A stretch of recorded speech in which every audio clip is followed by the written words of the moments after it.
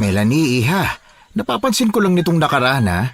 Napapadalas yata ang pagsama mo ron kay Rezel ba yun? Si Rezel po, Tay. Opo. Bakit lagi kayong magkasama, iha? Sobrang sweet niyo ba sa isa't isa?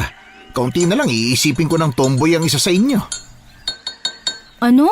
Naku, kayo talaga, Tay. Mapagbiro din kayo eh.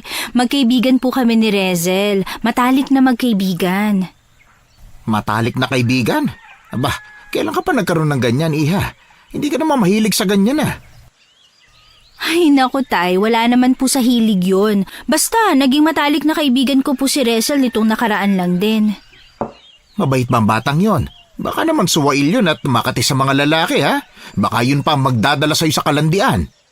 Grabe naman yan, Tay. Huwag po kayong mag-alala dahil marunong po akong mamili ng taong bibigyan ko ng importansya sa buhay ko. Mabait po si Rezel kaya wala kayong dapat na ipag-alala sa akin. Siguraduhin mo lang ha? Pipiliin mong mabuti yung mga taong sasamahan mo kasi baka kung saan-saan ka dadalhin yan. Opo, Tay. Alam ko na po yun. Sinabi niyo na rin yan sa akin noon nung nagkaroon ako ng nobyo. Di ba nga po, todo paalala kayo sa akin noon tungkol kay Drake? Sige, ikaw nang bahala, Melanie. Malaki ka naman na. Alam mo na kung anong tama at mali, ha?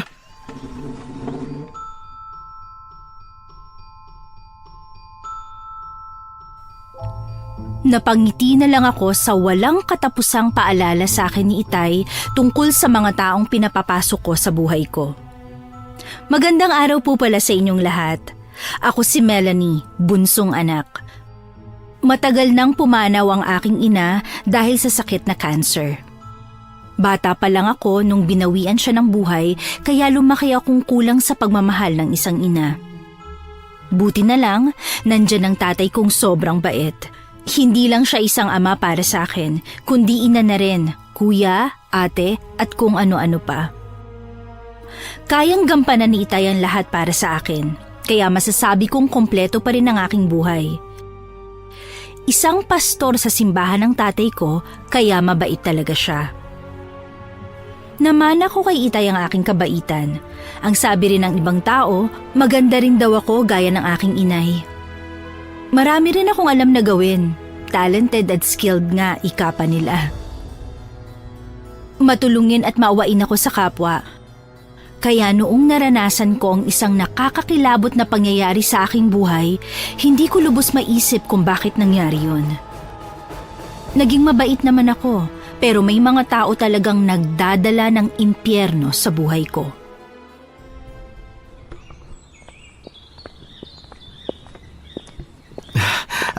Melanie, mahal. Bukas ng ikapitong mansari natin. Labas tayo, ha? Naku, bukas na pala yun? Oo, bakit? Nakalimutan mo na ba? Hindi. Ano lang, ang dami ko kasing ginagawa kaya hindi ko na napansin. Hindi nakalimutan mo pa rin. Pero ayos lang, basta lalabas tayo bukas, ha? Mamasyal tayo, lilibre kita. Naku, Drake, pasensya ka na ha. Hindi yata kita masasamahan bukas eh. Ha? Bakit naman? Kasi kailangan kong samahan si Rezel bukas. Pupunta kami sa bukid para mag-tree planting. Baka magtampo yun sa akin kapag hindi ako sasama sa kanya. Ganun ba? Paano naman ako? Mansari natin bukas, oh. Pasensya ka na talaga ha. Hayaan mo, babawi ako sa susunod na monthsary natin. May susunod pa naman eh. Pero yung tree planting, minsan lang kasi yon kaya hindi ko pwedeng biguin ng kaibigan ko. Mas importante pa ba si Rezel sa'yo kaysa sa akin, Melanie? Naku, hindi ganun, Drake. Gusto lang niyang samahan ko siya kasi wala rin siyang ibang kasama doon sa kakilala niya. Baka mapano siya roon. Ay, sige. Naintindihan ko. Basta mag-iingat ka ron, ha? Umuwi ka agad kayo pagkatapos. Alam mo na, narinig mo naman siguro yung balita na baka umatake na naman daw yung mga aswang dito sa atin. Oo naman, huwag kang mag-alala sa akin. Kaya ko ang sarili ko.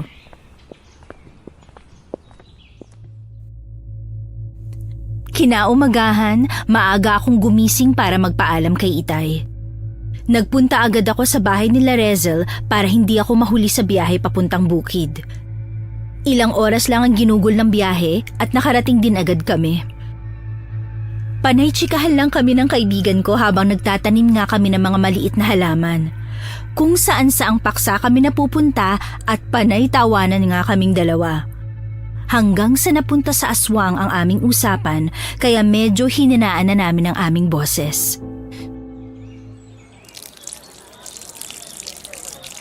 Rezel, narinig mo na ba ang tungkol sa mga aswang dito? Dito? As in dito sa lugar na to? Hindi. Ang ibig kong sabihin, dun sa lugar natin. Oo naman. Yun ang bukang bibig ng mga tao eh. Kahit saan ako magpunta, puro aswang ang pinag-uusapan nila. Sino kaya ang aswang na yun, ano? Wala man lang ideya ang mga tao kung sino yun. Oo nga, Melanie. May nakakita raw nung umatake ang aswang pero hindi naman nakita ang mukha. Naku, kung ako yun, hahabulin ko talaga ang aswang na yun para malaman ko kung sino siya. Oo nga eh, wala man lang tayong kaide-ideya kung sino ang taong mapanganib sa paligid natin, Rezel. Baka mamaya nakakasama na pala natin yan o baka nakakausap pa. Naku, dapat talaga magdoble ingat na tayo sa lahat ng pagkakataon. Hindi natin alam kung sino susunod na mabibiktima, di ba? Baka mamaya, ikaw na yun, Melanie. Gaga ka. Huwag mo nga akong binibiro ng ganyan. Hindi naman. Sinasabi ko lang para mas mag-ingat ka pa. Saka isa pa, ang sabi ng mga tao, baka magnanakaw rin ng aswang na yon. Ha? Magnanakaw? Paano mo naman nasabi yun, Rezel? Kasi may pamilyang sinalakay ang aswang na yon. Namatay ang bunso nila. Saka hindi lang basta sumalakay kundi nilooban nila ang bahay nila. Kawawa nga mag-asawa eh. Namatayan na nga ng anak na nakawan pa ng mga alahas. Naku, ganun ba? Hindi ko yata alam yan ah. Saan ba nangyari yan? Kaninong pamilya? Hindi ko rin kilala. Basta taga-baryo lang din natin, Melanie. Naku naman. Alam mo ba kung anong itsura ng mga nabiktima? Hindi ko nakita pero ang sabi nila marami tong kagat sa leeg. Kadiri daw tingnan ng leeg kasi parang nilapan ng hayop. Saka putlang-putla raw ang katawan nito. Baka naubusan ng dugo. Diyos ko, ang lala naman yan, Rezel. Masyadong masakit ang paraan ng pagkamatay ah. Sinabi mo pa. Dahil sa pag-uusap namin ni Rezel, hindi ko na malayang na parami na pala ang naitanim namin. Para sa amin ay mabilis talaga ang pagkilos kapag may chismis o chika. Marami kaming kasama ron pero wala akong ibang kakilala kundi si Rezel lang. May kanya-kanya ring usapan ng ibang tao pero hindi talaga nakatakas sa pandinig ko kung anong pinag-uusapan ng iba. Gaya namin ni Rezel, nagkukwentuhan din sila tungkol sa mga aswang. May nalalaman pang pabulong pero naririnig ko naman. Maya-maya pa, nagulat ako nang bigla kong makita ang nobyo kong si Drake na naglalakad papalapit sa akin. Kunot na kunot ang aking noo kasi bigla na lang siyang sumulpot doon. Hindi ko naman sinabi kung saan bukid kami pupunta ni Rezel.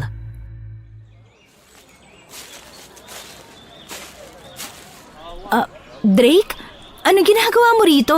Bakit ka nandito? Hello, mahal. Nandito ako para dalhan kayo ng snacks. Saka payong na rin kasi parang uulan yata eh. Oo nga no. Mukhang uulan nga. Oo, eto. Magmerienda muna kayo ni Rezel. Sige, salamat mahal ah. Pero paano ka nakarating dito? Paano mo nalamang nandito kami? Nagtanong ako sa tatay mo. Nakalimutan ko rin naman kasing itanong sa'yo kahapon kung saan bukid kayo pupunta. Ganun ba? Naku, ikaw talaga. Ang sweet mo naman. Oo naman, ako pa. Sige na. Magpahinga na muna kayo at lagyan ng laman yung tiyan nyo. Sige mahal, salamat dito ah. Pero ayos ka lang ba? Bakit parang namumutla ka yata? Wala ito. Medyo nilalagnat lang ako. Sinat lang, pero kaya ko naman. Ano? May lagnat ka? Bakit ka pa nagpunta dito? May sakit ka pala. Ayos lang yun, mahal. Hindi naman ganun kalala kaya huwag ka na mag-alala. Mas okay na itong nandito ako kasama ka kaysa sa bahay lang ako at matutulog maghapon. Parang lalo pa akong magkakasakit nun Sigurado ka? Oo nga, huwag mo na akong alalahanin.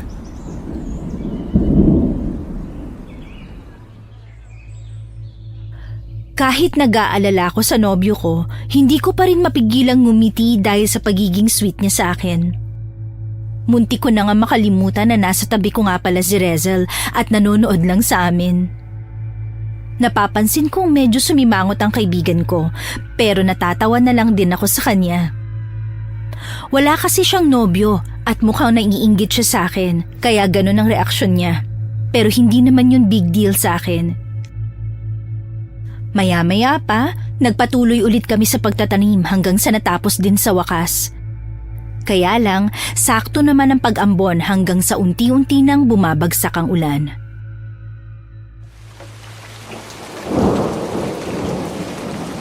Naku, Melanie, umuulan na. Oo nga eh, lagot. May payong ka ba dyan? Wala eh, nakalimutan kong magdala. Naku naman, isang payong lang ang dinala dito ni Drake eh.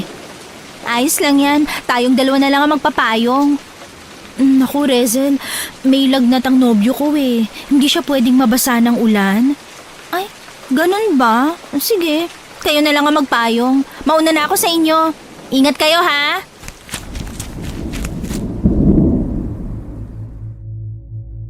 Bigla-bigla na lang tumalikod si Rezel sa amin kasabay ng pagpayong sa akin ng nobyo ko. Otomatikong napakunot ang aking noo sa kinilos ni Rezel. Para siyang nagmamaldita sa akin at halatang nagtatampo siya. Tatawagin ko na sana pero pinigilan ako ni Drake. Hayaan mo na siya, mahal. Kaya na niya sarili niya, malaki na yun. Mukhang nagtatampo yata si Rezel sa akin eh. Oo, halata naman pero ayos lang yan. Sa totoo lang, hindi ko talaga gusto ang ugali niyang kaibigan mong yan. Ay nako, mabuti pa lumakad na tayo at umuwi na. Baka lalo pang lumakas tong ulan eh. Ay, mabuti pa nga. Pero maghahanap muna ako ng dahon ng saging, ha? Ha? Bakit naman? Para may payong ako, mahal. Ano? May payong naman tayo ah. Mahihirapan tayong maglakad kung dalawa tayo sa iisang payong eh. Baka mamaya madulas pa tayo. Sige. Kumilos na agad kami. Hindi nagtagal, nakakuha na nga si Drake ng dahon ng saging kaya umuwi na kami. Kailangan pa naming maglakad bago makarating sa baba kung saan naroon ang kalsada. Habang naglalakad kami, tahimik lang ang paligid at wala kaming ibang kasama kasi nauna nang magsipagtakbuhan ng mga kasama namin. Hindi ko alam kung bakit bigla akong kinabahan. Parang may nararamdaman kasi ako nakamasid sa amin kahit hindi ko nakikita kung sino yon. Kaya pabulong kong tinanong ang aking nobyo.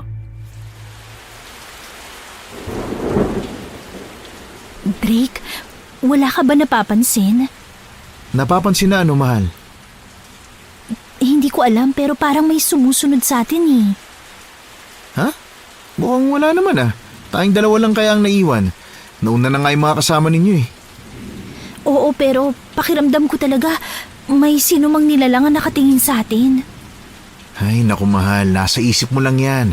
Itigil mo na muna ang pag-iisip tungkol sa mga aswang, ha? Tinatakot ka lang ng sarili mong utak eh. Hindi, wala akong iniisip. Nararamdaman ko lang. Malakas ang pakiramdam ko, Drake. Kapag may panganib sa paligid, nararamdaman ko yon kahit hindi ko nakikita. Palabiro ka talaga, mahal. Ano ka, makapangyarihang nilalang? Diwata? Drake, hindi ako nagbibiro. Oo na, sige na. Kung ano man niyang nararamdaman mo, ikalma mo na yan. Bilisan na natin ang paglalakad at nang makaabot na tayo sa kalsada. Pagdating namin sa kalsada kung saan nakapark ang motor ni Drake, unti-unti namang tumila ang ulan kaya nakapagmaneho na siya ng maayos. Pero pinapayungan ko pa rin dahil nga may lagnat ang nobyo ko. Nang lumarga na kami, doon na napanatag ang aking kalooban. Pakiramdam ko, wala nang sumusunod sa amin. Pagdating namin sa bahay, agad kaming sinalubong ng tatay ko. Nagbihis kaagad ako at pinahiram na rin ni Itay ng damit ang nobyo ko. Nung nag-uusap kami, hindi ko napigilang banggitin ang tungkol sa pagtatampo ni Rezel sa akin. Anong sabi mo, Iha? Nagtatampo ang kaibigan mo? Aba, bago yata yun ah. Hindi po, Tay. Maraming beses na siyang gumaganon pero hindi ko lang sinasabi sa inyo. Hindi nyo naman po kailangan malaman eh. Maliit na bagay lang naman yun. Aba, mukhang may saltik pa yata yung kaibigan mo, Iha. Hindi naman po. Baka nasaktan lang talaga siya. Bakit naman daw? Ano bang nangyari ha? Abay, ganun pala kababaw yan eh. Akala ko kung ano na yan. Hayaan mo na yung batang yon, Melanie. Maldita naman pala yun eh. Tay, ayan na naman po kayo eh. Tama naman ako ah. Alangan namang susuyuin mo siya. Nako, mabuti pa ay magpalit ka na lang ng kaibigan, Iha. Yung may matinong pag-iisip. Hindi kaya niyang wrestle na yan na mukhang lagi may tinatago sa'yo. Po? Tinatago? Ano ibig niyo sabihin, Tay? Wala anak. Wala namang masyadong matibay na basehan para manghusga ng kapwa. Basta Iha, huwag ka lang masyadong makakampante sa kaibigan mong yan dahil masama talaga ang pakiramdam ko sa kanya. Kung ganun pareho po pala tayo ng pakiramdam, Tito. Sinabi ko rin yan kay Melanie. Ewan ko po ba, parang may mali talaga kay Rezel.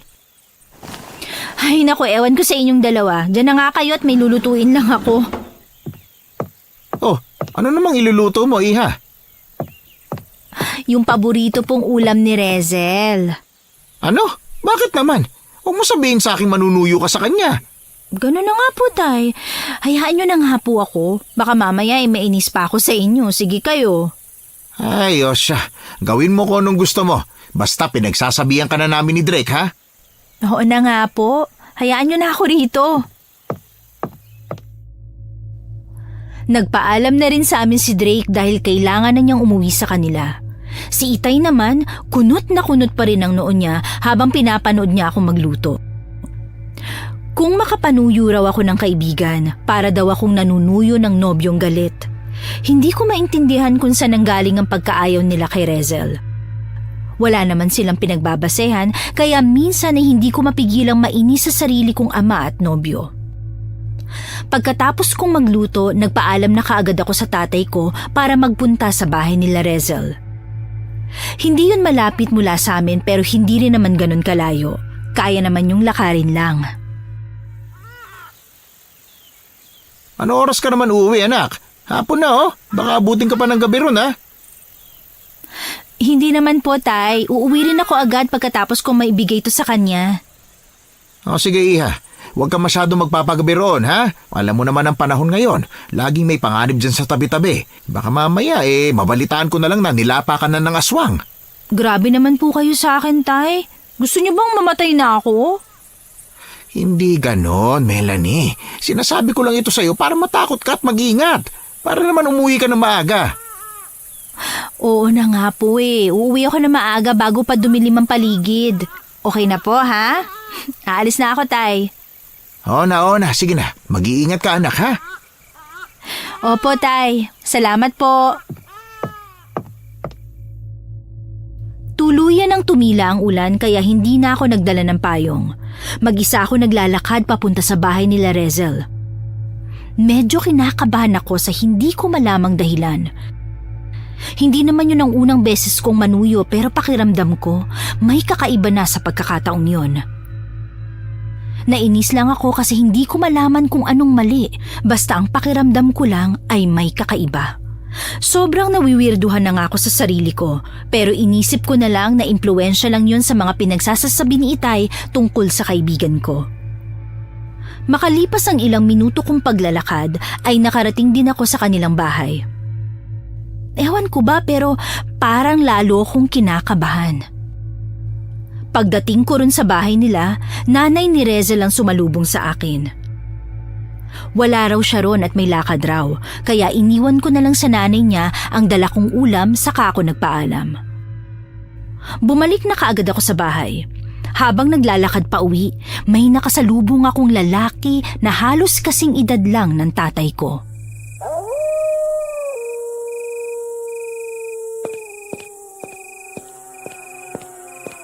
Uy, ganda. Ikaw pala yan. Kala ko sinong diwatang nakasalubong ko eh. Po? Magandang hapon po. Magandang hapon din. Mag-isa ka yata. Opo eh. Himala at hindi mo yata kasama ang kaibigan mo ngayon, miss. Lagi kayong magkasama eh. Po? Paano niyo po nalaman? Magkakilala ba tayo? Naku, hindi. Hindi mo pa ako kilala pero kilala kita. Chance ako na to para magpakilala ako sa'yo. Ako nga pala si Adolfo. Melanie ang pangalan mo, hindi ba? Kay gandang pangalan. Bagay sa ganda mo. Maraming salamat po Mauna na ako sa inyo. Taga lang, Melanie. Po, may kailangan pa po ba kayo sa akin? Naku naman, huwag mo na akong ipupo-po. Kahit na may edad ako, bata pa rin naman ang puso ko. Ang totoo niyan matagal ko nang gustong magpakilala sa'yo. Kaso nahihiya ako At hindi ako makahanap ng tamang tiyempo. Mabuti nga't nagkasalubong tayo ngayon Sa wakas ay pinaboran na rin ako ng tadhana. Ganun po ba? Sige po, kailangan ko nang umuwi. Aba, teka lang naman, miss. Nagtangka pa ang lalaking yun na pigilan ako pero hindi ako nagpadala. Kakaiba kasi ang tingin na ibinigay niya sa akin. Parang ngumingiti ang mga mata niya. Hindi naman ako assuming na babae pero hindi rin manhid. Mabilis kong napansin na mukhang type ako ng lalaking yon. Kaya nandidiri ako kasi halos kaedad lang siya ni Itay kung pagbabasehan ng itsura at pangangatawan nila. Mabuti na lang at hindi na ako sinundan ng Adolfo na yon hanggang sa makabalik ako ng bahay. Oh, Melanie anak, natagalan ka yata. Madilim ng paligid Pasensya na po Tay, may baliw kasing nangharang sa akin sa daan Ha? Baliw? Wala namang baliw rito sa atin Sino ba yan, iha? Hindi naman po literal. Para lang siyang baliw kasi mukhang may gusto yata sa akin kahit may edad na. Abay, loko yan Sino ba yun, anak? Adolfo raw po ang pangalan niya. Ano? Si Adolfo? Opo, Tay. Bakit po? Kilala niyo po ba siya? Hindi ako sigurado pero may kilala akong Adolfo. Ano bang itsura niyan, ha? Sabi ko nga po kanina may edad na siya. Parang magkasintanda nga po kayong dalawa Saka may balbas siya, mahaba, mukhang adik. Kung ganun, si Adolfo nga yun. Kilala ko yan, iha. Naku, mag-iingat ka sa lalaking yon. Bakit po? Masama ba siyang tao? Ex-convict yun, anak. Mga 3 buwan pa lang yatang nakalipas mula nung nakalaya siya sa bilangguan. Po, naku naman. Bakit daw po nakulong, Tay? Anong kaso niya? Ang sabi nila, snatcher daw yan. Ewan ko kung totoo, basta yun lang ang narinig kong balita. Hindi naman ako tsismoso narinig ko lang. Sus, nahiya pa po talaga kayong aminin. Sadyang tsismoso lang po talaga kayo kaya ang dami nyo nasasagap na balita. Aba, hindi mabuti pa, maghapunan na tayo. Gutom na rin ako Sige po, may tinira naman din akong ulam na niluto ko kanina. Mabilis kaming naghapunan ni Itay habang nagkukwentuhan lang kami. Kung saan-saan na napadpad ang usapan namin hanggang sa natapos na kaming kumain. Naglikpit kaagad ako ng pinagkainan namin saka naghugas ng pinggan. Pagkatapos nun, magpapahinga na sana ako kaso kinausap na naman ako ni Itay. May dala na naman siyang balita sa akin. Anak, alam mo ba? Narinig ko kanina sa labas ng simbahan yung tungkol sa aswang. Ano na naman po ba yan, Tay? Minsan po nagtataka na lang ako kung pastor pa ba kayo o reporter na Hindi iha. Seryoso ito. Narinig ko ang 2 ginang kanina na nag-uusap. Ang sabi nila, babae raw yung aswang. May nakakita raw talaga. Po? Babae? Ay oo anak, mahaba raw ang buhok kaya babae talaga yun. Hindi naman po nakakapagtaka kung babae ang aswang. Bihira lang naman ng lalaki. O tapos po, anong meron doon? Wala naman. Gusto ko lang sabihin sa'yo para naman may ideya ka. Para mas mag-iingat ka pa sa susunod. Naku, ikaw lagi ka pa namang umaalis ng bahay. Baka bigla ka nalang mapahamak ha. Mag-iingat ka. Tay, wag niyo na po akong alalahanin. Kayang-kaya ko naman pong sarili ko. Kung sa bagay, pinalaki naman kitang malakas. Siya. Kumusta naman yung lakad mo kanina? Nagkaayos na ba kayo ng kaibigan mo? Hindi pa nga po, Tay. Ha? Hindi pa? Bakit naman? Nagtatampo pa rin ba siya? Di ba niya nagustuhan yung luto mo, iha? Hindi po yun, Tay. Wala po kasi siya kanina sa bahay nila. Ang nanay niya lang ang nakausap ko saglit. Ganun ba? Bakit? Nasaan ba daw yung batang yon? Ewan ko po. May lakad raw po pero hindi ko na naitanong sa nanay niya kung saan yun. Lakad? Kahit gabi na? Baka naman nandun lang sa loob ng bahay nila pero ayaw ka lang makaharap kaya inutusan ng nanay niya na magsinungaling sa'yo. O mamalay ko po. Nasaan man siya, wala na ako ron. Ang mahalaga, sinubukan ko siyang suyuin. Hindi, Iha. Baka rin baka nga may lakad talaga siya kaso gabi na kasi. Saan naman kaya nagpupuntang batang yun na ganitong gabi na? Aba, ewan ko po. Nako Melanie, hindi kaya... Po? Ano yan, Tay? Hindi kaya yung kaibigan mo ang aswang dito sa baryo natin? Kasi sabi nila babae nga raw yung aswang di ba? Ano? Diyos ko naman, Tay. Huwag nga kayong magbiro sa akin ng ganyan. Nako, pasensya ka na Iha. Pinapatawa lang naman kita. Hindi po nakakatawa yun. Oo na Melanie, sige na anak, pasensya ka na ha. O siya, mabuti pa matulog na tayo. Mabuti pa nga po. Kung ano-ano na kasing pinagsasasabi niyo dyan Pumasok na nga ako sa aking kwarto saka dumiretso ng higa sa kama ko. Sinubukan kong matulog na kaagad. Kaya lang parang nag-replay yata sa utak ko ang sinabi sa akin ni Itay. Hindi ko maiwasang isipin ang tungkol doon kahit mukhang malayo naman sa katotohanan. Ewan ko ba pero pakiramdam ko hindi nagbibiro si Itay sa akin kanina. Para ba may gusto siyang sabihin sa akin pero hindi niya lang kaya. Kaya noong nasabi na niya ay tumawa na lang siya sa kabinawi at sinabing biro lang yun. Hindi ko nagustuhan ang ganong pakiramdam ko lalo na at unti-unti nang bumibilis ang pintig ng aking puso. Hindi imposible yon. Wala yung katotohanan. Matagal-tagal na rin naman kami magkaibigan ni Rezel at wala namang bahid ng pagiging aswang ang kinikilos niya. Nagbibiro lang si Itay. Nagbibiro lang siya. Para na akong tanga na kinakausap ang aking sarili. Makalipas ang ilang oras, dilat na dilat pa rin ang aking mga mata habang nakahiga na ako sa kama ko. Hindi ako dinadalaw ng antok. Maya-maya pa, nagulat na lang ako nang bigla akong makarinig ng kaluskos mula sa bintana ng aking kwarto. Sa umpisa, tahimik lang ako at nakiramdam. Ilang minuto ring tumahimik pero hindi nagtagal. May kaluskos ulit akong naririnig kaya nagsalita na ako.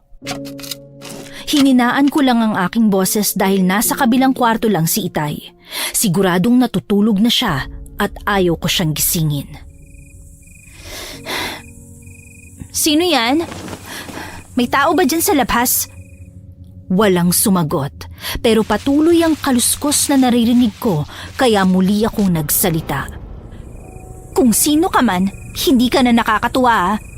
Ano bang kailangan mo? Sino ka ba ha?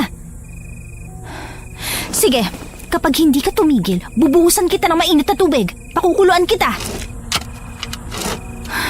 Hoy!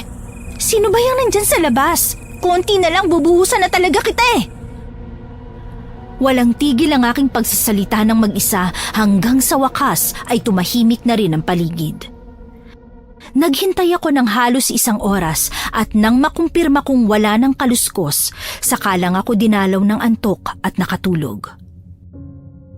Kinaumagahan, maaga ako nagising dahil kay Rezel.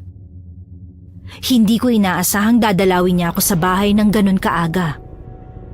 Sobrang inaantok pa nga ako pero pinilit ko pa ring bumangon. Oh, Rezel, ang aga mo yatang dumalaw. May kailangan ka ba?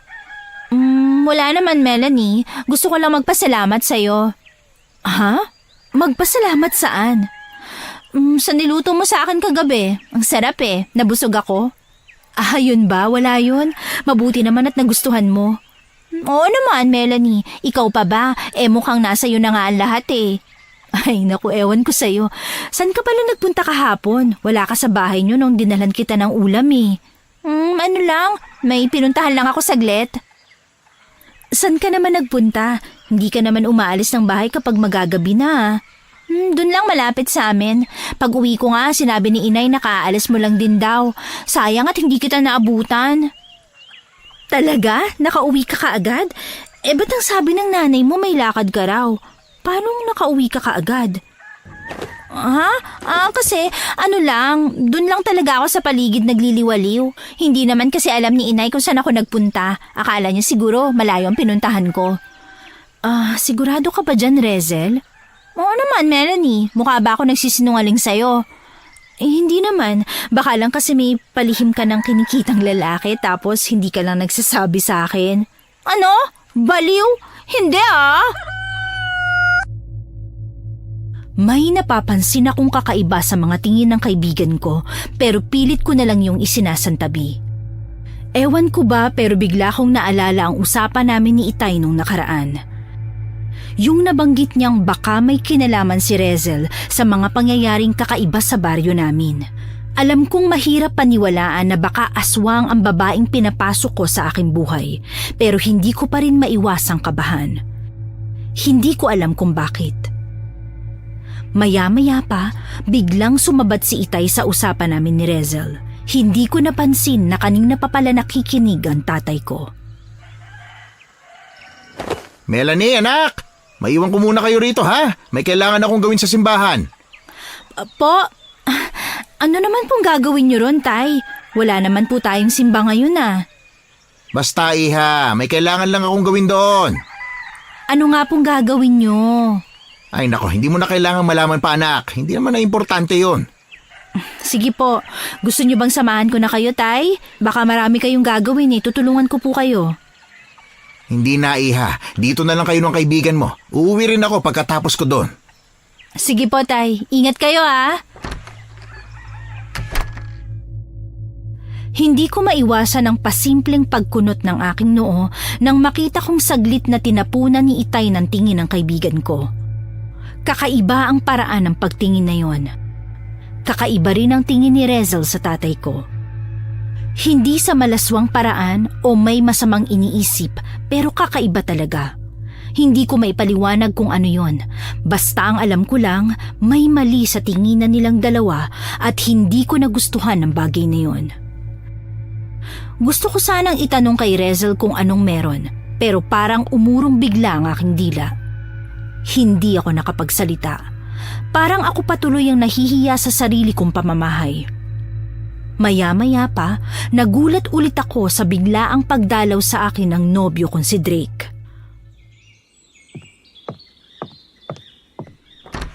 Uy, mahal! Napadalaw ka. May lagnat ka pa. Hello, mahal. Magandang umaga. Namiss lang kasi kita. Saka wala na akong lagnat. Ganun ba? Mabuti naman kung ganun. Halika, tuloy ka. Pagpasok ni Drake sa bahay namin, sumalubong kaagad sa kanyang paningin si Rezel. Ewan ko pero parang nag-iba kaagad ang ekspresyon ng mukha ng nobyo ko. Hindi siya mukhang dismayado dahil kasama namin ang kaibigan ko. Kundi mukha siyang gulat at takot dahil sa nakita niya. Litong-lito na ako noong mga sandaling yon. Hindi ko maintindihan kung bakit kakaiba ang tingin nila kay Rezel. Una si Itay, tapos sunod ang nobyo ko. Mahal, nagdala nga pala ako ng pangmerienda saka maraming prutas. Saan ko ito ilalagay? Sa kusina lang yung mga prutas, mahal. Yan namang pangmerienda, dito yan sa sala. Salamat nga pala, nag-abala ka pa. Naku, wala yun. Saka dito ko rin balak tumambay sa bahay ninyo buong araw Talaga? Wala ka bang ibang lakad ngayon? Wala ka bang ibang aasikasuhin? Wala, mahal. Magpapahinga lang ako dito sa inyo ngayon. Ang ingay kasi sa bahay. Dumalaw yung pamangkin kong makulit. Ganun ba? Sige. Habang kinakausap ko ang aking nobyo, pinapakiramdaman ko rin ang paraan niya ng pagtingin kay Rezel, maging ang tingin ng kaibigan ko sa kanya. Parang pag-aalala at takot ang nakikita ko sa mga mata ni Drake. Isang bagay na hindi ko maintindihan kasi bakit naman siya matatakot sa kaibigan ko. Kay Rezel naman, parang hindi na rin tama ang paraan niya ng pagtingin kay Drake. Para niyang inaakit ang nobyo ko kaya medyo naiinis ako. Maya-maya pa naisipan ni Drake na gumawa kami ng fruit salad mula dun sa dala niyang mga prutas. Nakapagdala rin pala siya ng ibang ingredients kaya hindi na kami lalabas ng bahay para bumili. Tulong-tulong kaming tatlo sa paggawa. Pero bigla kong naisipan na magkunwaring nadudumi at pupunta ng palikuran. Yun na nga ang ginawa ko. Ang sabi ko, maiwan ko na muna silang dalawa ron sa kusina at dudumi lang ako saglit. Pero ang totoo, hanggang sa may pintuan lang ako. Doon ako nagtago at nakinig sa kanilang dalawa. Hindi nagtagal, narinig kong unang nagsalita si Rezel.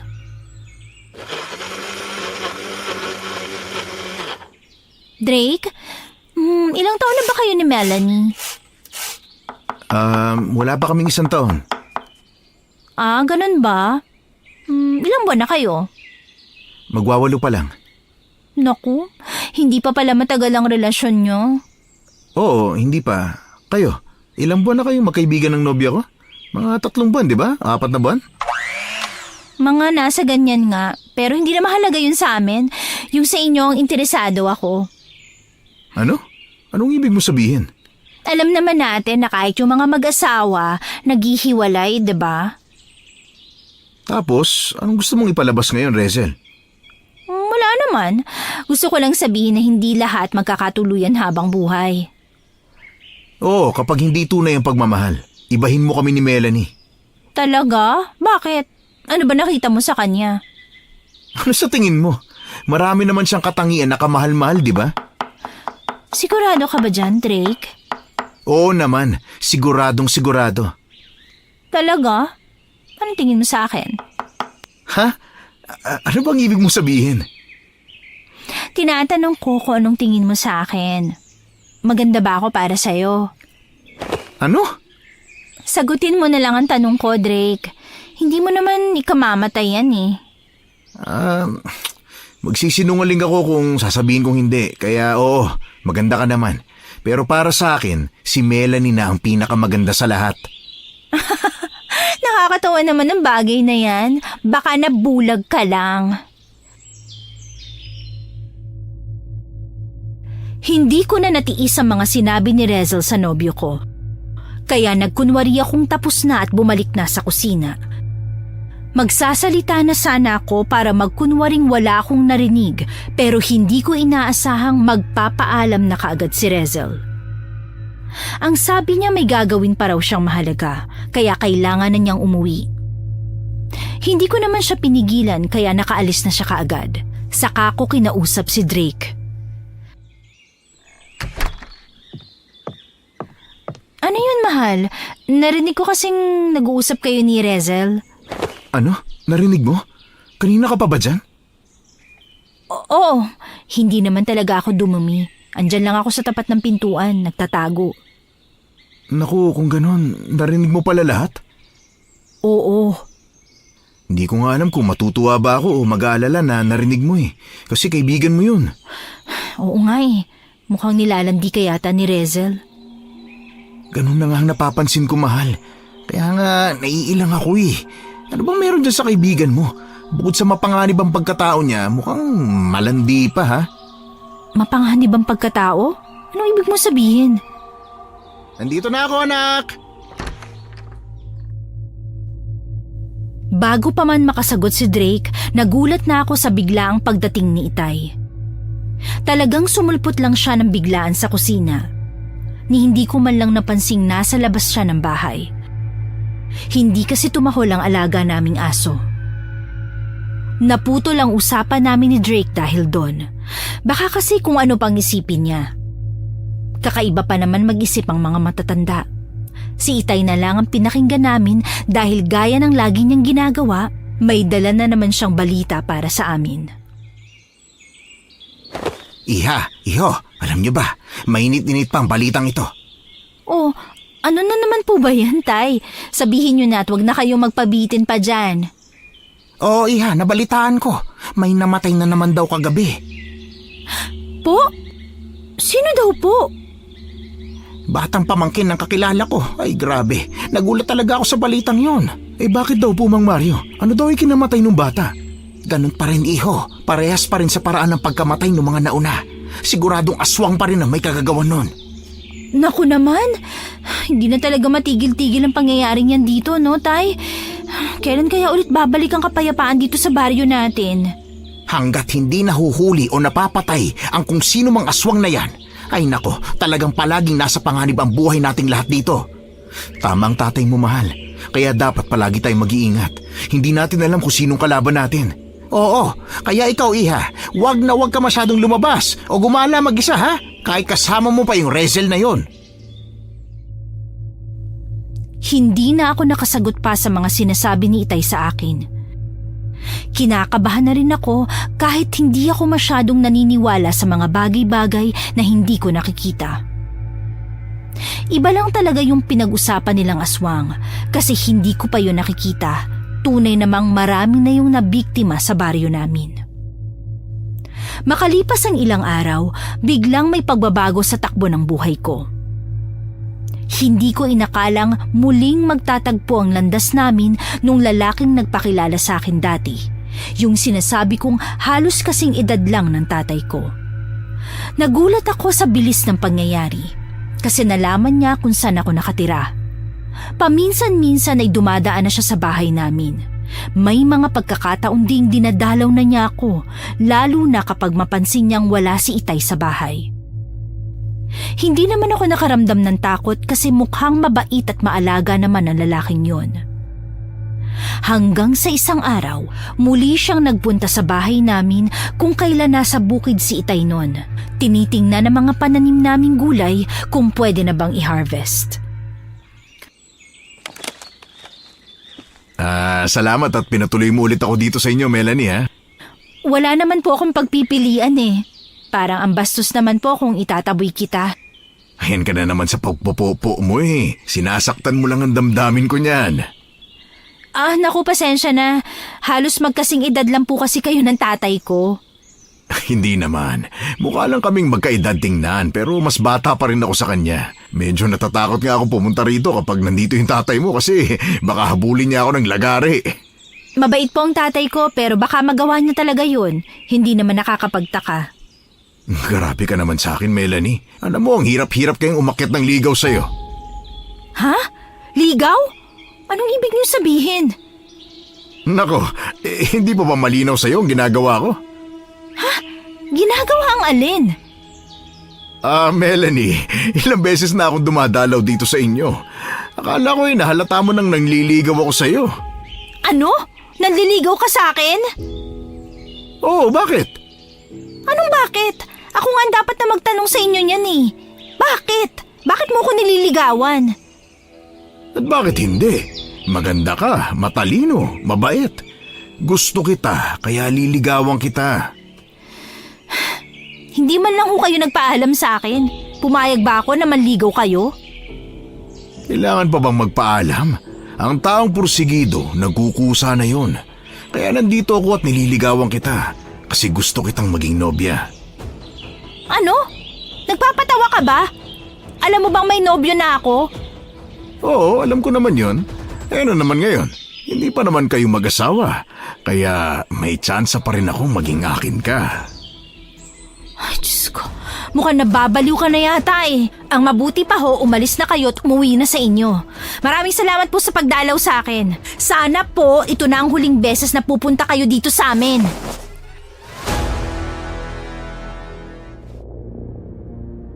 Akmang magsasalita pa si Mang Adolfo pero tinulak ko na siya palabas ng bahay saka sinarhan ng pinto. Tinawag niya pa ako pero sinigawan kong umalis na siya. Mabuti na lang at hindi na siya nangulit pa. Hindi ko kinaya ang kaganapang yun kaya nagpunta ako sa bahay ni Rezel.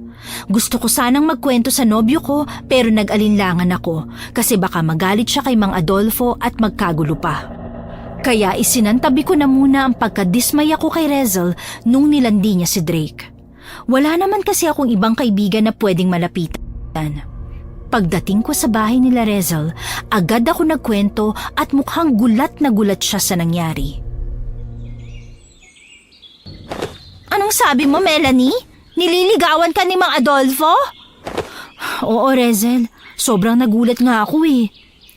Sino ba namang hindi magugulat sa balitang yan? Hindi nalalayo yung edad niya sa tatay mo ah. Yun na nga eh. Saka isa pa, may nobyo na ako. Oo, Melanie, may nobyo ka na. Alam ba ni Mang Adolfo yon? Oo, alam niya. At teka nga pala, kilala mo na pala si Mang Adolfo? Kailan pa? Ah, yun siya. Matagal ko nang kilala yun. Kumpare yun dati ng tatay ko eh. Ah, ganun ba? Anong gagawin ko ngayon, Rezel? Hindi pwedeng magpatuloy ang taong yun sa ginagawa niya. Baka magkagulo sila ni Drake kung malaman niya ang tungkol doon. Hayaan mo na lang. Hindi mo naman alam kung sino makakatuluyan mo eh. Hayaan mo naman ligaw siya. Ha? Ano sabi mo? Hahayaan ko lang si Mang Adolfo na ligawan ako? Oh, Melanie, bakit? Ano? Nababaliw ka na ba? At bakit ko naman siya hahayaan? Eh may nobyo na nga ako. Ay, kilala ko naman si Mang Adolfo, Melanie. Kapag may gusto siya, siya lang talaga makakapagdesisyon kung titigil siya o itutuloy niya hanggang sa makuha niya to. Wala ka na magagawa kahit umayaw ka pa. Hindi ako makapaniwala sa mga sinabi ni Rezel sa akin. Doon ko talaga harap-harapang napatunayan na hindi siya isang tunay na kaibigan. Saka hindi na dapat ako magtaka kasi mukhang gusto ni Rezel na maghiwalay kami ni Drake. Pero kahit anong mangyari, hindi ko hahayaang magtagumpay ang babaeng yun. Umuwi na lang ako sa amin nang hindi nagpaalam kay Rezel. Bahala na kung anong isipin niya sa akin. Kinaumagahan, inaya ako ni Itay na magpunta sa bukid namin para mag-harvest daw ng mga gulay. May konti kaming pananim nun. Handa nang i-harvest kaya tumulong na kaagad ako. Hapon na nang makauwi kami at doon lang kami naghapunan sa kubo namin. Inilakad ko kaagad sa palengke ang ilang mga gulay namin para mabenta ko na. Mabilis lumipas ang oras. Naubos din ang lahat ng paninda kong gulay kaya naglakad na ako pauwi. Doon, muli na naman akong inabangan ni Mang Adolfo. Ayoko sana siyang kausapin pero hinarangan niya ang dinadaanan ko. Pwede po bang tumabi kayo sa dinadaanan ko, Mang Adolfo? Kailangan ko na makauwi sa bahay eh. Hinihintay na po ako ng Itay ko. Sandali lang naman, Melanie. Huwag ka naman masyadong magmatigas dyan. Alam kong may gusto ka rin sa akin kaya huwag mo nang itago pa yan. Ano? Anong sinasabi niyo dyan, Mang Adolfo? Wala po akong gusto sa inyo at may nobyo na po ako. Kaya sana po tigilan niyo na ako. Hindi pwede, Melanie. Hindi ako titigil hanggat hindi kita nakukuha. Alam kong nagpapakipot ka lang dyan. Alam ko na mga ganyang galawan yung mga babae. Hindi po ako nagpapakipot sa inyo. Talagang hindi ko kayo gusto at wala akong balak na magkasala sa aking nobyo. Sus, yan ang gusto ko eh. Pakipot? Makikiraan, Mang Adolfo. Uuwi na ako. Hindi mo pwedeng gawin sa akin to, Melanie. Kung hindi ka bibigay sa akin, papatayin kita. Ano sabi niyo? Tama ka nang narinig, babae. Papatayin kita kung magpapakipot ka pa. Pero bago ka, uunahin ko muna yung mga mahal mo sa buhay. Sino gusto mong mauna? Yung tatay mo ba o yung nobyo mo? Nababaliw ka, lalaki ka! Hindi na ako nagpadaig ng takot sa kanya. Napansin kong lasing si Mang Adolfo kaya hindi ko na siya pinatulan sa sagutan. Agad na akong tumakbo para ilayo ang aking sarili mula ron. Hanggang sa makarating na ako sa kabahayan, takbo pa rin ako ng takbo. Tinanong na ako ng mga kapitbahay namin kung anong nangyayari sa akin pero hindi ko sila pinansin. Pagdating ko sa bahay, pumasok kaagad ako sa kakinandado ang pintuan namin. Tuloy nagulat si tatay nang makita niya akong humahangos at parang hinahabol ng multo. Melanie, anak, napano ka? Bakit ka humahangos dyan? Para kang hinahabol ng multo ah. Tay, daig pa po talaga to ng multo. Ano, bakit? Sino humahabol sa'yo? Hindi ko po alam kung hinabol niya pa rin ako hanggang dito eh. Basta po, muntik na ako mapahama kanina. Bakit nga, Iha? Ano bang nangyari? Sabihin mo na kagad sa akin dahil may ibabalita rin akong mahalaga sa'yo. Talaga po? Kung ganun, mauna na kayo, tay. Sabihin mo muna sa akin kung ano yan. Ay hindi, Iha. Ikaw nang mauna. Mukhang seryoso yan sa'yo eh. Sige na, magsabi ka na. Eh kasi po, tay, may gustong pumatay sa akin. Ano? Pumatay? Tama bang pagkakarinig ko, Melanie? Opo, tay. Tama po. Aba, hindi na maganda yan ah. Sino ba yung taong yan? Saka ano bang nangyari at gusto kanyang patayin? Nagkaroon ka ba ng kaaway? Hindi po, Tay. Alam niyo namang hindi ako palaaway eh. Ano ngang nangyari? Pwede ba, Melanie? Sabihin mo na lang ng diretsyo? Hindi yan, paputol-putol ka dyan. Nagsasayang ka lang ng oras eh. Ano po kasi, may lalaki nagkagusto sa akin. Hindi ko po siya gusto, pero pinipilit niya ako. Pinapwersa niya ako. Tapos nung tinanggihan ko siya, gusto niya akong patayin. May siraulo pala ang taong yun eh. Sino ba yun, Iha? Bakit ngayon ko lang nalaman ng tungkol dyan, mahal? May iba palang nagkakagusto sa'yo? Drake, nandito ka pala? Oo, nasa kusina ako kanina, nagluluto. Narinig ko lang ang usapan ninyo. Ano ba nangyayari, mahal? Ayos ka lang ba? Hindi ko inakalang nandun pala si Drake sa bahay namin. Tuloy ay parang umurong ang aking dila na magsumbong kay Itay kung sino ang lalaking nagbanta sa buhay ko. Pero mapilit ang aking nobyo. Ayaw niyang manahimik lang ako, kaya sa huli napilitan akong ipagtapat sa kanilang dalawa ni Itay ang katotohanan. Gulat na gulat sila nang malaman nilang kasing edad ni Itay ang lalaking nagkagusto sa akin. Pero kung nagulat sila sa aking kinuwento, mas nagulat ako sa binalita ni Itay sa akin. Hindi ako makapaniwala sa mga sinasabi mo sa amin ngayon, Iha. Opo, Tay. May hirapan po talaga kayong maniwala kasi kasing edad nyo lang si Mang Adolfo. Sa dinami-rami ng babaeng pwede niyang magustuhan, ako pa talaga na halos kasing edad lang ng anak niya, kung meron man siya nun. Hindi yan ang ibig kong sabihin, anak. Po? Bakit? Ano po ba yun, Tay? Kasi anak, sino ba namang mag-aakala na ang lalaking nagkagusto sa'yo ay siya ring aswang ng baryo natin? Po? Ano sabi nyo? Pakiulit nga. Namali yata ako ng dinig eh. Tama ka nang narinig, mahal. Kanino ko lang din nalaman na si Mang Adolfo pala ang aswang dito sa atin. Kaya nagpunta ako rito sa inyo kasi nag-alala ako para sa inyong dalawa ng tatay mo. Teka nga lang, sandali lang ah. Ipaliwanag nyo nga muna sa akin. Paano nangyari yun? Paano si Mang Adolfo ang aswang dito sa atin? Anong paano, anak? Siya ang aswang. Yun na yun. Wala na paano-paano kasi aswang talaga siya. Siya ang nambibiktima ng mga tao rito sa ating baryo. Siya ang panganib sa ating paligid. Pero, paano? Hindi ko po napansin na aswang pala ang taong yun. Aba, malay namin, Iha. Saka mahusay naman talaga magpanggap ang lalaking yun. Wala ngang ni isang nakapansin sa tunay niyang katauhan eh. Kahit yung mga kaibigan pa niya. Tama ang tatay mo, mahal. Nangyari lang talaga na may nakakita kay Mang Adolfo habang nambibiktima siya ng tao. Kaya nailigtas ang taong yun bago pa malapan ang aswang na yun. Oo, Iha. May saksi sa huling pangyayaring yun. Pero, hindi ko po maintindihan, Tay. Hindi ba't ang sabi nyo nung nakaraan sa akin, babae ang hinihinalang aswang kasi mahaba raw po ang buhok? Naku anak, gumamit kasi ng wig ang Adolfong yun. Inakala tuloy ng mga taong nakakita sa kanya na babae siya, lalo na't hindi talaga nakita ang mukha niya noon. Aba, matalino rin pala ang mga Adolfo na yun ah. Oo, mahal. Kaya ikaw, magdoble ingat ka na talaga sa susunod. Huwag ka nang pupunta sa kung saan-saan na wala kang kasama, ha? Lalo na ngayon may gusto pala sa'yo ang aswang na yun. Oo, Iha. Saka pinagbantaan pa niya ang buhay mo. Naku naman oh, bakit ba biglang nagkaganito ang buhay ko?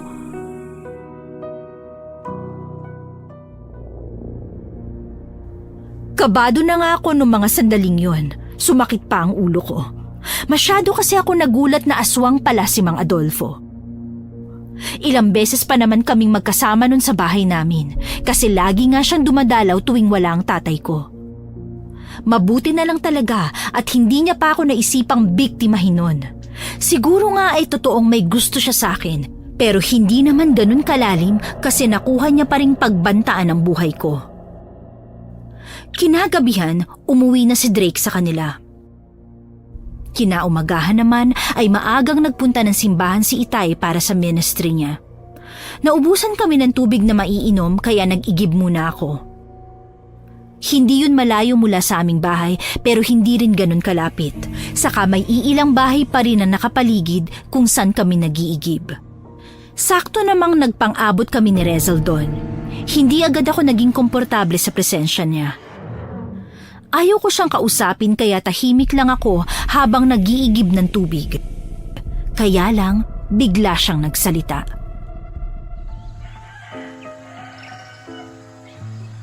Melanie, hindi ka ba naaawa kay Mang Adolfo? Ha? Ano sabi mo, Rezel? Alam kong narinig mo ko. Ano ba sinasabi mo dyan? Anong maawa? Bakit naman ako maaawa sa kanya? Dahil totoo may gusto siya sa'yo, kahit napakalaki ng agwat ng edad nyo. Akala ko ba maawain ka? Oo, Rezel, maawain ako, pero hindi sa lahat ng bagay. Hindi ka ba kinikilabutan dyan sa mga sinasabi mo? Unang-una sa lahat, mahal ko ang nobyo ko. Hindi ko siya ipagpapalit sa iba, lalong-lalo na sa katulad ni Mang Adolfo na isang aswang. Ha? Ano? Anong sabi mo, Melanie? Aswang? Sino? Si Mang Adolfo? Oo, bakit? Hindi mo pa ba narinig ang balita tungkol dyan? Ay naman, Melanie. Nagpapapaniwala ka talaga sa chismis, no? Naniniwala kang aswang si Mang Adolfo? Walang masama kung maniniwala ako, lalo na't nag-iingat lang din naman ako. Ay, ang babaw mo pala kung ganon, Melanie. Naniniwala ka sa mga bagay-bagay na hindi mo naman nasasaksihan. Hindi ako makapaniwalang bobo ka pala. Alam ba ng nobyo mo ang tungkol sa katangahan mong yan, ha? Rezel, pwede ba tumahimik ka? Huwag mo akong simulan dito. Hindi, Melanie. Nagtataka lang ako kung bakit ikaw ang pinili ni Drake. Hindi ka naman perpektong babae. At ikaw, Rezel, sa tingin mo ba perpekto ka? Marunong ka na palang magmaldita ngayon, ha? Oo, marunong talaga ako, Rezel. Marami akong alam gawin. Sa katunayan, marunong nga akong manampal eh. Lalo na kapag hindi ka patatahimik dyan. Ha? Ewan ko sa'yong bruha ka. Dyan ka na nga. At nilayasan na nga ako ng babaeng yun kahit hindi pa siya tapos sa pag-iigib ng tubig. Patapos na rin ako noon kaya umuwi na ako agad. Pagbalik ko, tahimik pa rin ang bahay at wala pa rin si Itay kaya nagluto na ako ng ulam para sa pananghalian namin. Habang kumikilos ako sa bahay, hindi ko pa rin maiwasang mainis kay Rezel. Halata kasing may gusto siya kay Drake kaya ganun na lang niya kagustong pansinin ko si Mang Adolfo. Malakas ang hinala ko na aagawin ng kaibigan ko ang aking nobyo. Pero hindi ako papayag na mangyari ang bagay na yon. Magkakamatayan muna kaming dalawa. Ayos lang din sa akin kahit masira pa ang pagkakaibigan namin. Basta wag lang siyang magtagumpay na ilayo sa akin ang lalaking mahal ko. Pag-uwi ni Itay, napansin niyang tahimik lang ako habang kumakain kami. Madalas naman ay madaldal ako kahit punong-puno pa ng pagkain ng aking bibig. Akala ko ay palalampasin lang yun ni Itay, pero hindi. Talagang tinanong niya ako. Melanie, anak, anong klaseng mukha na naman ba yan? Po? Ano po mukha? Yan, yung mukha mo. Bakit ka nakabusangot? Kanina pa kita napapansin ganyan na. Bakit? Ano ba naman yan? Huwag mo sabihin sa aking dinalo ka na naman dito nung aswang na Adolfong yon. Abay, talagang matataga ako ng ulo nun kahit pastor pa ako ng simbahan natin. Hindi naman po ganun kaseryoso. Hindi. Bakit? Ano ba yan? Hindi po, Tay. Hindi po yun. Si Rezel po kasi, nag-usap kami kanina dun sa igiban ng tubig. Nagpang-abot kami. Oy, bakit naman, Melanie? Ano bang problema ninyo? Kumusta na pala yung batang yon? Nag-away na nga po kami, Tay. Ha? Nag-away kayo? Bakit naman?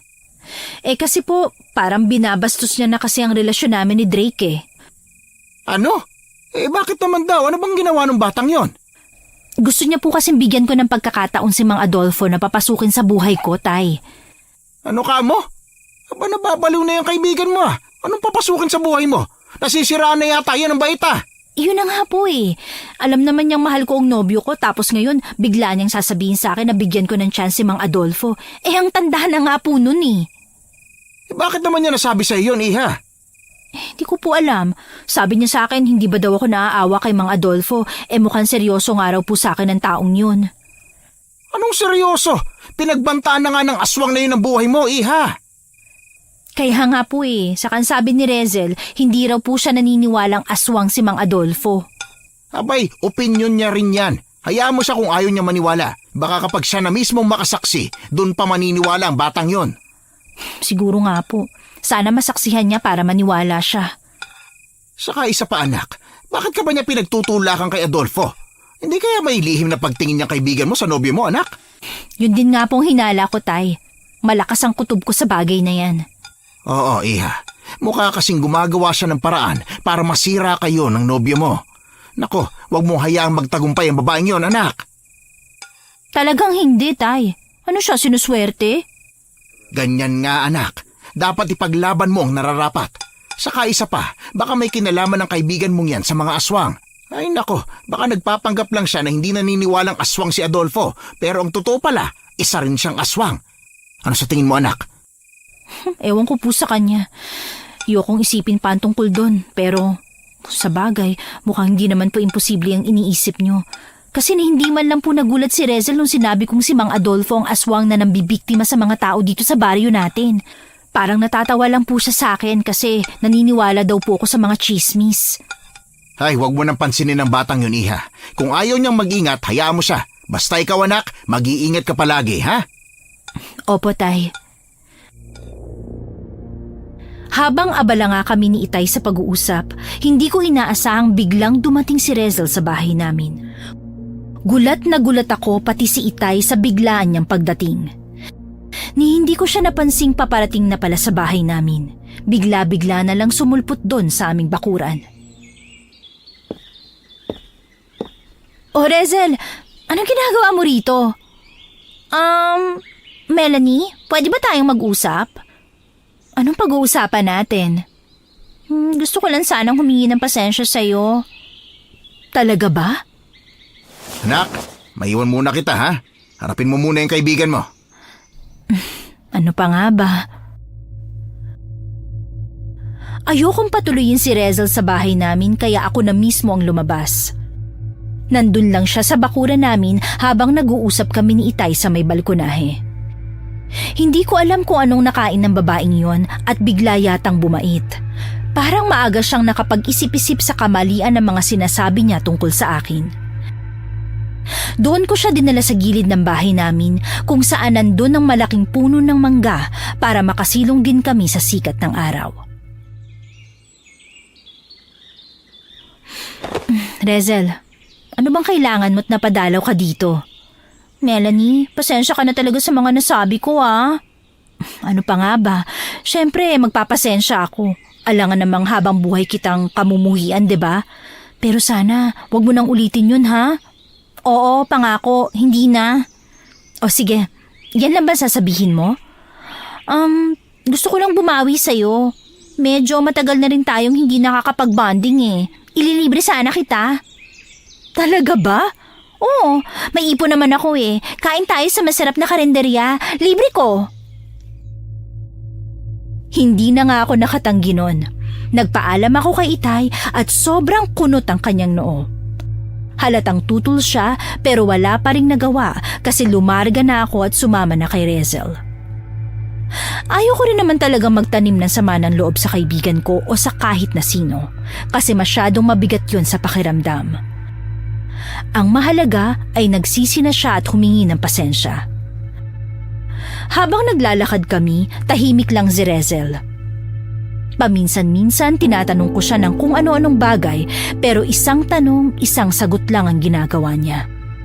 Sunod lang ako na sunod sa kanya hanggang sa napadpad na kami sa daanan na hindi pamilyar sa akin.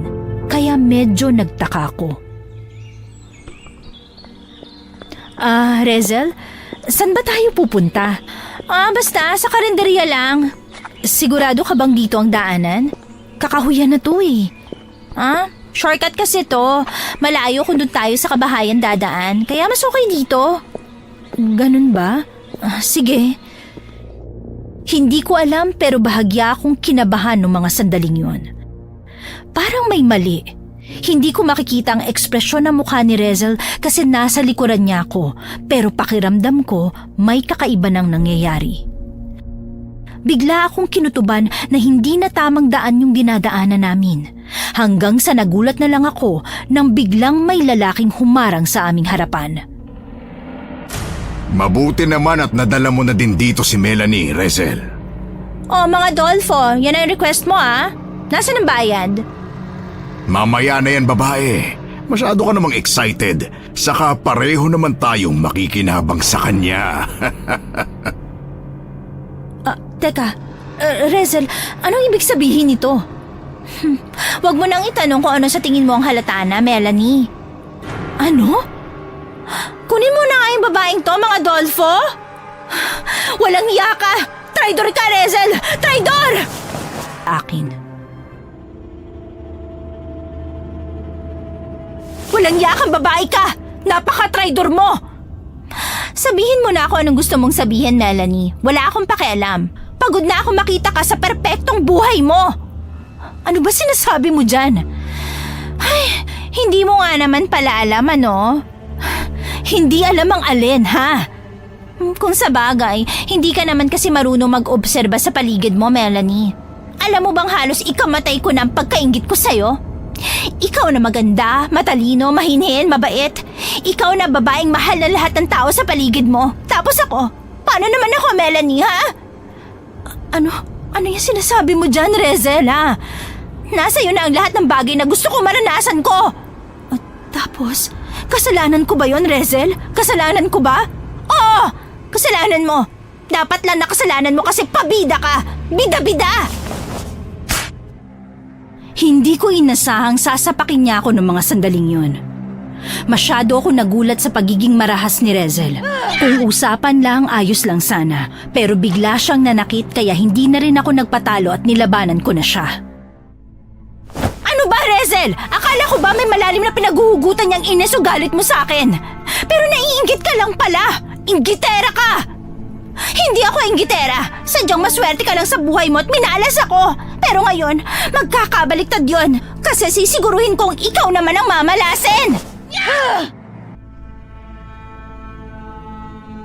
Mahusay at natalo mo ang kaibigan mo, Melanie. Mang Adolfo... Ngayong tapos na kayong magpatayan dyan, ako naman. Ano ba talagang kailangan mo sa akin? Hindi pa ba halata? Siguradong alam mo na kung anong klaseng pagkatao meron ako, Melanie. Pagkatao? O baka naman pagkaaswang? Natumbok mo! Ganun nga ang ibig kong sabihin. Hindi na nga ako malayang maglibot kung saan-saan dahil pinaghahanap na ako ng mga tao rito. Gusto nila akong hulihin. Gusto nila akong patayin. Dapat lang! Sa dami ng mga biniktima mo, dapat lang na mabura ka sa listahan ng mga buhay. Ano ngayon ang pinuputok ng butsi mo, Mang Adolfo? Ha! Matapang ka talagang babae ka. Tingnan natin kung hanggang saan ang tapang mo ngayon. Bago pa man ako mapatay ng mga taong naghahanap sa akin, sisiguraduhin ko munang matitikman muna kita.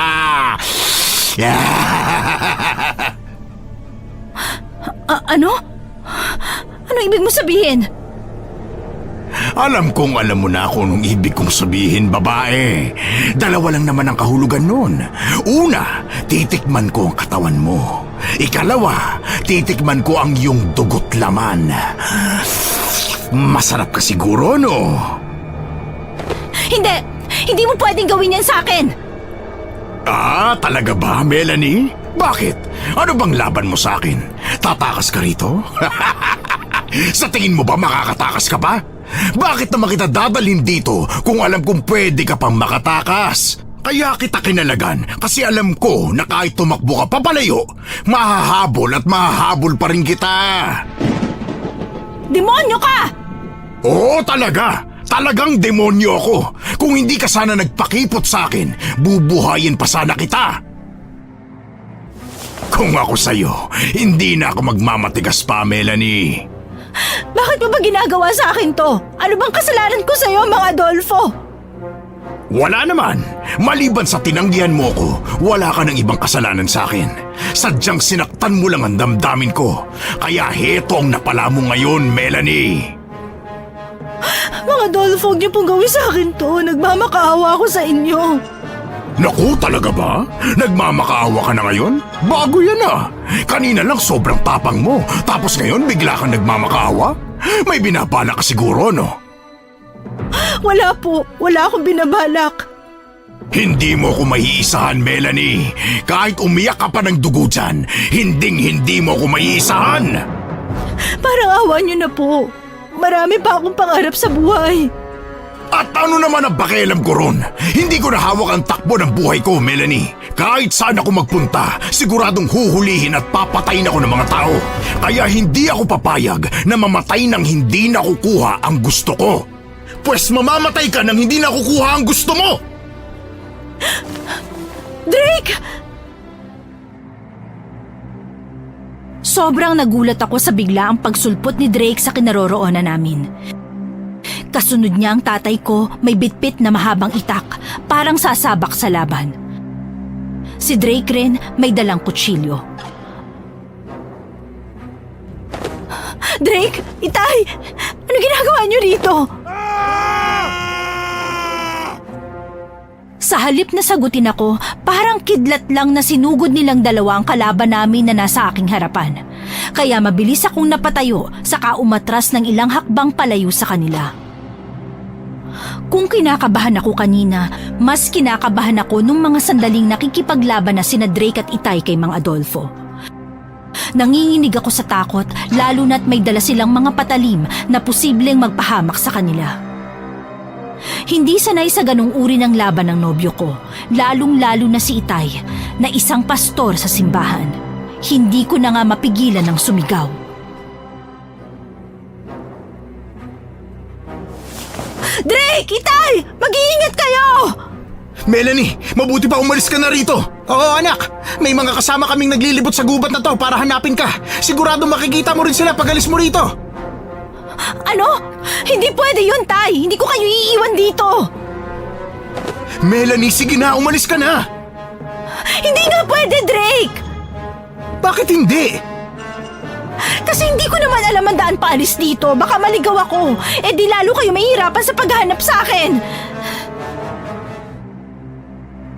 Hindi ko alam kung maiinis ba ako noon sa sinabi ni Drake sa akin o maiinis ako sa sarili ko. Napakawalang kwenta ko naman kasi nung mga sandaling yon. Naglalaban na nga sila at nagbubugbugan, wala pa akong ginawa kundi ang mamroblema na baka maligaw ako kung mauuna akong umalis sa kanila sa gubat na yon. Kaya hindi na nga ako nauna. Hinintay kong matapos sila sa laban at binala ko ring tumulong. Naghanap ako ng kahoy na pwede kong gamitin para paluin o pukpukin si Mang Adolfo. Pero bago ko pa man magawa yon, napatumba na siya ng nobyo ko. Unang bumagsak sa lupa ang mukha ni Mang Adolfo at talagang nakatikim siya ng lasa ng lupa. Nangihina na ang kalaban namin. Pinagtulungan siya ng dalawang lalaking galit na galit sa kanya. Ano? Masarap bang lupa, Mang Adolfo? Walang yakang aswang ka. Aswang ka na nga, baboy ka pa. Ang lakas ng loob mong saktan at pagtangka ang galawin ng anak ko, ang tanda-tanda mo na. Matanda ako. Kung ganon, sinasabi mo ring gurang ka na, Mario. Pasira ulo ka. Patawarin nawa ako ng Diyos dahil talagang mapapatay kita. Sige, patayin mo ko.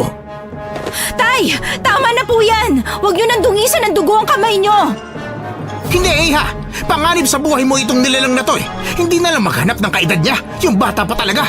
Talagang mapapatay ko to eh. Huwag na po, Tay. Maraming gustong pumatay sa aswang na yan. Ang mabuti pa itali niyo na lang siya sa kaipaubaya sa mga tao. Sila nang bahalang tumapos sa buhay ng nilalang na yan. Ako, kung hindi lang talaga ako takot na magkasala at kung hindi lang talaga kasalanan ng pumatay, siguradong katapusan mo na sana ngayong hayop ka.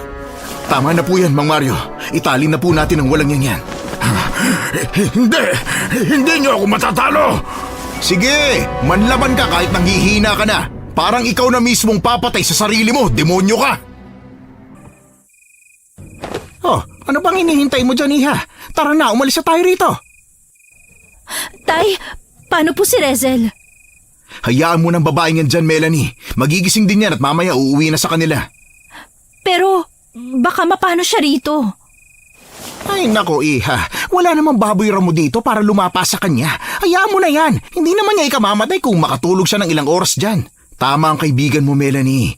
Tinraidor ka ng peking kaibigan mo na yan. Kaya tayo na at iwanan natin siya rito. Hindi pwede. Dali na lang natin siya sa bahay para matanong din kung bakit niya ako pinagkanulo. Mahal naman, alam ko na yun. Saka may hirapan din kaming buhatin ng si Rezel. Oo nga, Iha. Kita mo naman buhay na buhay pa tong Adolfo na to. Oh. Kanina pa nagpupumiglas. Pag ito makatakas dahil sa Rezel na yan, abay, ewan ko na lang talaga. Sa kabila ng mga sinabi ng aking nobyo at Itay, hindi pa rin ako nagpadaig sa kanila. Oo, aminado akong galit ako kay Rezel dahil sa ginawa niyang kataksilan sa akin. Pero tinuring ko pa rin siyang isang matalik na kaibigan, kaya kahit papano may konti pa rin akong pag-aalala para sa kalagayan niya. Kaya sa huli, napilit ko pa rin ng tatay ko na dalhin namin si Rezel. Sina Itay at Drake ang humahawak kay Mang Adolfo, samantalang kami namang dalawa ni Drake ang nagtulungan sa pagbuhat kay Rezel. Magkabilang kamay ang gamit ng nobyo ko. Sa kaliwa, hawak niya si Mang Adolfo, samantalang sa kanan naman, hawak niya si Rezel. Medyo nahirapan kami sa ganong sitwasyon pero tiniis lang namin hanggang sa nakasalubong na nga namin sa loob ng gubat yung mga kasama ni Itay na naghahanap sa akin. Tinulungan kaagad nila kami kay Mang Adolfo kaya nasa kamay na nila ang aswang na yon. Ang mga tao na ang bahala kung anong gagawin nila kay Mang Adolfo. Pagdating namin sa bahay, tulog pa rin si Rezel kaya pinahiga ko muna siya sa aking kama. Kasama pa rin namin si Drake. Mukhang wala siyang balak umuwi sa kanila hanggang nasa bahay namin si Rezel kasi nag-aalala siya na baka kung ano pang gawin ni Rezel sa akin paggising niya. Nakalimutan yata ng nobyo ko na kasama ko si Itay na magtatanggol sa akin. Bakit mo pa kasi dinala rito ang babae nga ni ha? Sa totoo lang po, Tay, hindi ko rin alam. Pero pakiramdam ko po, gusto kong maliwanagan kung bakit nagawa niya akong ipagkanulo ng ganun. Naging mabuti naman ako sa kanya kaya hindi ko maintindihan kung bakit ginusto niyang ipahamak ako. Sigurado ka bang wala kang ideya tungkol dyan, mahal? Ang sabi niya, naiingit lang siya sa akin. Yun lang ang alam ko. Kung ganun, sapat ng rason yun para putulin mo ng pagkakaibigan yung dalawa. Parang doon na nga ito mapupunta, mahal. Habang nag-uusap kami, unti-unting gumagalaw si Rezel hanggang sa tuluyan na nga siyang magising. Sobrang nagulat pa siya nang makita niya kaming tatlo, kaya otomatiko siyang napabalikwas ng bangon. Ano nangyari? Bakit ako nandito? Nasaan si Mang Adolfo, ha? Nandun sa mga tao, Rezel. At sigurado ako nagbabayad na siya ngayon ng mga kasalanan niya. Ha? Ano? Bakit? Ano ginawa niyo sa kanya? Tinatanong pa ba yan? Malamang binigay namin sa taong yun ang nararapat para sa kanya. Ang isang kagaya niyang aswang, hindi dapat mabuhay sa mundong to. Maliban na lang kung mabuti siyang aswang, pero hindi naman Kaya magbabayad ang Mang Adolfo na yon. Kung ganun, bakit mo ako dinala dito sa inyo? Anong kailangan mo sa akin? Ikaw ang may kailangan sa akin, Rezel. Kapatawaran. Pagkasabi ko pa lang nun, dahan-dahan ang bumaba ang kanyang paningin hanggang sa yumuko na siya. Nasa likuran ko pa rin sina Itay at Drake, kaya kung may masamang binabalak ulit ang babaeng yun laban sa akin, hinding-hindi na siya magtatagumpay. Akala ko ay magmamaldita pa siya, pero nagulat na lang ako nang makita ko ang pagtulo ng luha niya. Pinakiramdaman ko ng mabuti kung buong puso ba ang pagluha niyang yun o peke, pero nararamdaman kong nagmula na yun sa kanyang puso. Wala na siyang ibang sinabi kundi ang mga katagang, Melanie, patawarin mo ako. Nang dahil sa inggit ko sa iyo, naging masama akong kaibigan. Patawad. Hindi ako nakapagsalita. Umiyak na lang din ako. Pinatawad ko na siya sa aking puso pero hindi ko nagawang bigkasin. Pinauwi ko na lang siya pagkatapos kong tapusin ng formal ang pagkakaibigan namin. May mga bagay talagang hanggang kapatawaran na lang ang maibibigay pero hindi na maibabalik pa ang dati. Pinatawad ko si Rezel pero hindi ko na siya muli pang pinapapasok sa buhay ko. Kapag nasira na ng ilang beses ang tiwala, sobrang hirap na talaga nitong maibalik. Meron ng pag-aalinlangan, takot at pangamba. Sa mga nakikinig ngayon, nawa ay makakuha kayo ng aral mula sa nangyari sa amin. Huwag niyong hayaan na masira ng inggit ang magandang relasyon na meron kayo, maging ng iyong kaibigan, kapatid o kung sino mang mahalaga sa inyong buhay. Pahalagahan niyo sila habang hindi pa sila nawawala sa inyo. Hanggang dito na lamang po ang aking kwento. Muli, ako si Melanie at maraming salamat sa pakikinig ng aking istorya.